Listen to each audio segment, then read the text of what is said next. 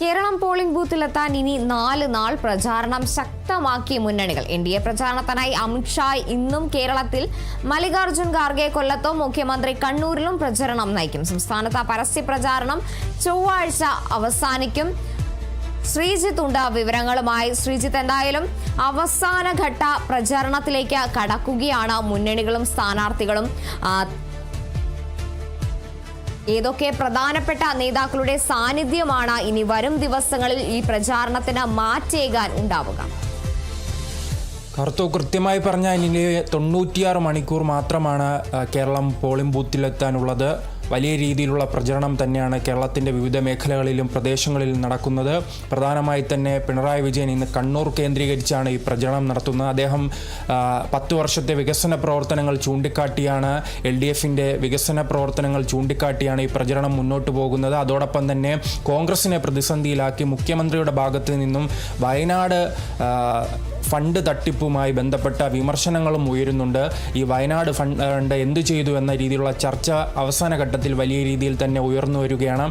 അതുപോലെ തന്നെ കോൺഗ്രസ് വലിയ പ്രതീക്ഷയിലാണ്. കഴിഞ്ഞ 10 വർഷത്തിന് ശേഷം വീണ്ടും അധികാരത്തിലെത്താമെന്ന പ്രതീക്ഷയിലാണ് അവരുടെ പ്രചരണം മുന്നോട്ട് പോകുന്നത്. അതിന് കരുത്തേകാൻ കോൺഗ്രസിൻ്റെ ദേശീയ പ്രസിഡന്റ് മല്ലികാർജുന ഖാർഗെ തന്നെ ഇന്ന് കേരളത്തിൽ വരുന്നുണ്ട്. അദ്ദേഹം ഇന്ന് കൊല്ലത്താണ് 4 മണിയോടെ പ്രചരണം നടത്തുന്നത്. അതോടൊപ്പം തന്നെ അദ്ദേഹത്തിൻ്റെ മകനായ മറ്റൊരു ഖാർഗെ അവിടെ പ്രചരണത്തിന് ഇറങ്ങുന്നുണ്ട്. അതോടൊപ്പം തന്നെ കർണാടകയിലെ പ്രധാനപ്പെട്ട എല്ലാ നേതാക്കളും കേരളത്തിൽ കേന്ദ്രീകരിച്ചാണ് പ്രവർത്തിക്കുന്നത്. കോൺഗ്രസിൻ്റെയും അതോടൊപ്പം തന്നെ BJPയുടെ എല്ലാം കർണാടകയിൽ നിന്നുള്ള നേതാക്കളുണ്ട്. NDA പാളയത്തിൽ, BJP പാളയത്തിൽ അവർക്ക് ആവേശമായി BJPയുടെ മുൻ ദേശീയ പ്രസിഡന്റും അതോടൊപ്പം തന്നെ നിലവിലെ ആഭ്യന്തരമന്ത്രിയുമായ അമിത്ഷാ വിവിധയിടങ്ങളിൽ പ്രചരണം നടത്തുന്നു. അദ്ദേഹം ഇന്ന് ആദ്യം എത്തുന്നത് കോഴിക്കോട് ജില്ലയിലാണ്. ബേപ്പൂരിൽ പ്രചരണം നയിക്കും. അതിനുശേഷം എറണാകുളത്തെ കുന്നത്തുനാടിലെത്തും. പിന്നീട് തിരുവനന്തപുരത്തെ കാട്ടാക്കടയിലും അദ്ദേഹത്തിൻ്റെ പൊതുസമ്മേളനമുണ്ട്. നാളെയും അദ്ദേഹം കേരളത്തിലുണ്ട്. അങ്ങനെ ഓരോ ദിവസവും ദേശീയ നേതാക്കളെ കേരളത്തിലെത്തിച്ചാണ് BJPയുടെ പ്രവർത്തനവും മുന്നോട്ട് പോകുന്നത്. ഇന്നലെ നരേന്ദ്രമോദി തന്നെ തിരുവനന്തപുരത്തുണ്ട്. ഇന്ന് അമിത്ഷായാണുള്ളത്.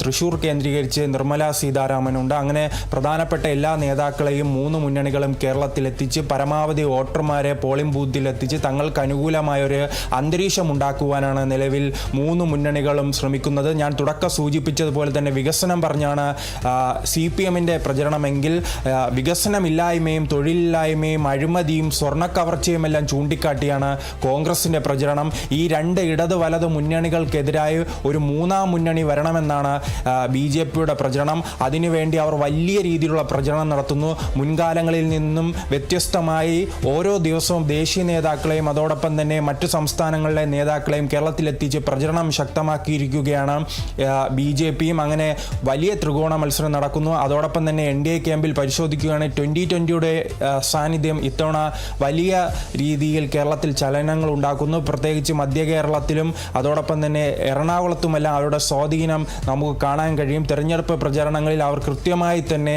തങ്ങളുടെ സ്വാധീനം അറിയിക്കാനുള്ള ശ്രമങ്ങൾ നടത്തുന്നുണ്ട്. എന്തായാലും ഇനി കൃത്യമായി തന്നെ പരിശോധിക്കുകയാണെങ്കിൽ 4-ാം നാൾ കേരളം തീരുമാനിക്കും ആര് ഇനി കേരളം ഭരിക്കണമെന്ന്.